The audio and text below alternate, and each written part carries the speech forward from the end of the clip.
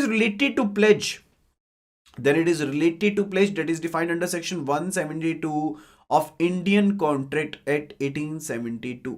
ठीक है, तो यहां पर आईसीए यानी कि इंडियन कॉन्ट्रैक्ट एक्ट के जो सेक्शन 172 है उसमें प्लेज को डिफाइन किया गया है। So pledge means bailment of goods. देखिए दो चीजें हैं हमें, दो चीजें यहां पर रहती है। First of all it is related to bailment. जब भी मैं यहां पर बात करता हूं बेलमेंट की, व्हाट डज इट मीन? इसका मतलब है जैसे मान लीजिए पर्सन ए ने अगर अपनी गुड्स थी वो यहां पर रख रखाव के लिए किसी और पर्पस के लिए यहां पर गुड्स दे दी पर्सन बी को, that is basically what, that is basically the bailment, that is related to bailment. ठीक है, अब बेलमेंट के केस में दो पार्टीज रहती हैं। One it is a baler जिसने यहां पर गुड्स का यहां पर पोजेशन जो है वो यहां पर दिया, टू द अदर पार्टी, जिस पार्टी को यहां पर पोजेशन दिया गया वो यहां पर दिया गया बेली को। अब यहां पर जब बेलमेंट का प्रोसेस रहता है उसके केस में ऑनरशिप किसके पास है? Kindly please do answer eight the earliest, जल्दी से जल्दी यहां पर आंसर कर दीजिए। जब मैं बेलमेंट की बात कर रहा हूं तो यहां पर ए ने गुड्स का पोजेशन दे दिया है पर्सन बी को, तो ऑनरशिप किसके पास रहेगी? पोजेशन तो अब बी के पास आ गया, possession is now with person B. मैं यहां पर एक पी बना देता हूं, दैट मींस कि पोजेशन जो है वो तो यहां पर अब बेली के पास है एंड लेकिन यहां पर ऑनरशिप किसके पास रहने वाली है in the process of a bailment? तो वो किसके पास रहेगी? The ownership will be lying with the person A, तो वो पर्सन ए यानी कि बेलर के पास ही रहने वाली है। Very right, the first answer is given by Shri Tiwari. तो यहां पर जो यहां पर बेल ऑनरशिप है that will be the person with A, that will be with the person A over here, वो यहां पर ट्रांसफर नहीं होती है। ठीक है, एंड फर्दर बेली के पास एक ऑब्लिगेशन, बेली के ऊपर एक ऑब्लिगेशन रहती है कि जिस पर्पस के लिए गुड्स को बेल किया गया था जब भी वो पर्पस सॉल्व आउट हो जाएगा या फिर अगर इन कॉन्ट्रैक्ट अगर किसी पर्टिकुलर डेट के ऊपर बेलमेंट का कॉन्ट्रैक्ट खत्म हो गया तो उसके केस में बी को इन गुड्स को रिटर्न करना पड़ेगा। अब यहां पर अभी तक मैंने प्लेज की कोई भी बात नहीं की है। I haven't told you anything about pledge yet. ठीक है, तो प्लेज के बारे में अभी तक कोई बात नहीं की है। This is just about bailment, this is just about bailment. ठीक है, लेकिन in the case of pledge bailment of goods की जाती है।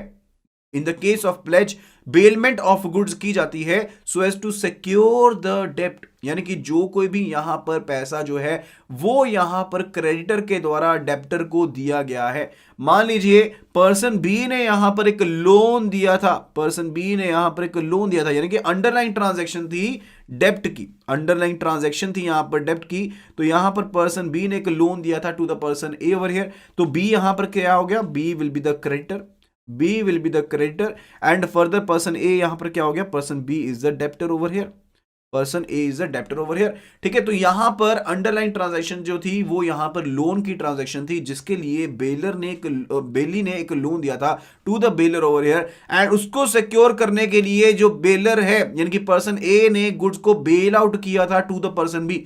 उस लोन को, उस डेप्ट को सिक्योर करने के लिए यहां कोई प्रॉमिस किया गया था या कोई फाइनेंशियल यहां पर ऑब्लिगेशन थी जिसको सिक्योर करने के लिए यहां पर पर्सन ए ने जो गुड्स इनको बेल आउट किया था to the person B. In that case it is said to be what? In that case it is said to be pledge, उसको हम प्लेज कहते हैं।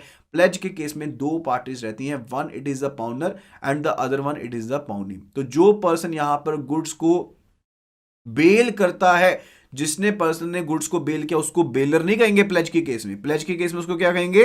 इन द केस ऑफ प्लेज उसको कहते हैं पाउनर, उसको केस में उसको क्या कहते हैं? पाउनर कहते हैं। ठीक है, क्योंकि यहां पर जो प्लेज है that is not basically the bailment, pledge is not the bailment. Bailment एक यहां पर प्रोसेस है, bailment is a process in the case of the pledge जिसके थ्रू यहां पर जिस पर्सन ने लोन लिया है वो गुड्स को बेल आउट करता है to the creditor so as to secure the डेप्ट, तो वो पर्सन पाउनर कहलाता है। एंड जिस पर्सन को यहां पर गुड्स का पोजेशन यहां पर दिया गया है that is basically the pawnee in the case of the pledge over here. Is that clear? ये चीज यहां पर क्लियर हो गई है? Kindly please do confirm at the earliest. तो दो पार्टीज हैं यहां पर, एक पाउनर है एंड एक पाउनी है। तो पोजेशन किसके पास रहेगा in the case of pledge? देखिए हाइपोथेकेशन के केस में हमने देखा कि जो पोजेशन है, जो ओनरशिप है that remains with whom? That remains with the borrowed. But in the case of the pledge जो यहां पर पोजेशन है that remains with the creditor and the ownership remains with the debtor, the ownership remains with the debtor itself. Is that clear? What is the limitation period in the case of pledge? Kindly please do answer at the earliest. What is the limitation period in case of pledge? तो limitation period क्या रहेगा in pledge के case में? What would be the limitation period in case of pledge? अगर pledge का charge create किया गया है उसके केस में जो लिमिटेशन पीरियड है वो क्या रहने वाला है? Kindly please do answer eight the earliest. So no limitation period is applicable in the case of pledge. Very right. तो सबसे पहले आंसर श्री तिवारी जी ने किया है कि कोई भी जो यहां पर लिमिटेशन पीरियड है वो लागू नहीं होता है प्लेज के केस में. इस चीज का ध्यान रखेंगे.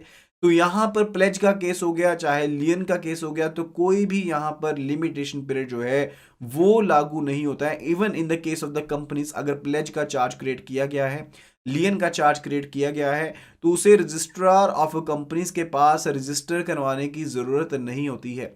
उसे रजिस्ट्रार ऑफ कंपनीज के पास रजिस्टर करवाने की जरूरत नहीं होती है. Is it clear? ओके. तो लीगल इंप्लीकेशंस क्या रहती हैं? The ownership of the property is retained by the owner. जो ओनरशिप है वो तो यहां पर किसके पास रही? वो तो यहां पर बोरर के पास रही. एंड सबसे ज्यादा एसेंशियल रिक्वायरमेंट जो है that is basically related to what? That is related to actual और constructive delivery of the goods.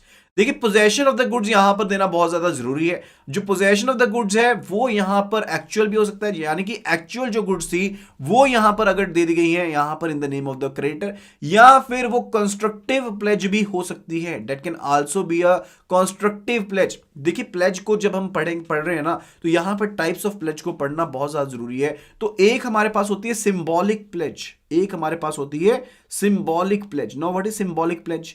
जहां पर मान लीजिए आपने जो गुड्स हैं वो किसी गोडाउन में रखी हुई हैं.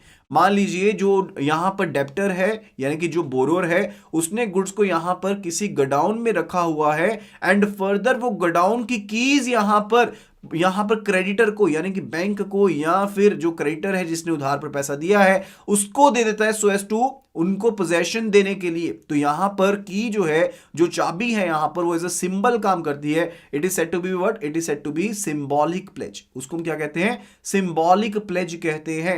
And what do you mean by the constructive pledge? तो कंस्ट्रक्टिव प्लेज के केस में यहां पर क्या रहेगा कि जैसे मान लीजिए वेयर हाउस रिसिप्ट है यानी कि पब्लिक वेयर हाउस है. पब्लिक वेयर हाउस का मतलब है कि कोई गोडाउन है यानी कि जो यहां पर किसी पब्लिक जगह पर पब्लिकली अवेलेबल है, यानी कि पब्लिकली आप यहां पर पैसे यहां पर चीजें जमा करवा सकते हैं. एंड फर्दर यहां पर जब आप चीजों को जमा कराएंगे तो आपको एक रिसिप्ट दे दी जाएगी. आपको क्या कर दिया जाएगा? एक रिसिप्ट यहां पर दे दी जाएगी. And further that would be basically related to what? उसे हम क्या कहते हैं? That is said to be warehouse receipt. That will be said to be warehouse receipt. उसको हम वेयर हाउस रिसिप्ट कहेंगे. एंड ये वेयर हाउस रिसिप्ट जो होती है दैट इज आल्सो नेगोशिएबल. ये दो तरह की होती है, नेगोशिएबल भी होती है, नॉन नेगोशिएबल भी होती है. तो अगर ये नेगोशिएबल वेयर हाउस रिसिप्ट है which is said to be NWR, तो अगर ये नेगोशिएबल वेयर हाउस रिसिप्ट है उसके केस में आप यहां पर क्या कर पाएंगे? उसके केस में आप यहां पर क्या कर पाएंगे? देखिए जब यहां पर नेगोशिएबल वेयर हाउस रिसिप्ट है तो उसके केस में फिजिकल ट्रांसफर तो आपने नहीं किया, सिर्फ और सिर्फ आपने ये नेगोशिएबल जो वेयर हाउस रिसिप्ट थी वो आपने यहां पर क्रेडिटर के नाम में दे दी. वो आपने यहां पर क्रेडिटर को दे दी. यानी कि अब ये वेयर हाउस रिसिप्ट को शो करते हुए जो क्रेडिटर है वो वेयर हाउस से गुड्स को निकाल सकता है, उसकी इंस्पेक्शन कर सकता है. दैट इज रिलेटेड टू कि उसके पास अल्टीमेटली कंस्ट्रक्टिव पोजेशन यहां पर चला गया. That is by way of the constructive delivery. That is by way of the constructive delivery. Is that clear?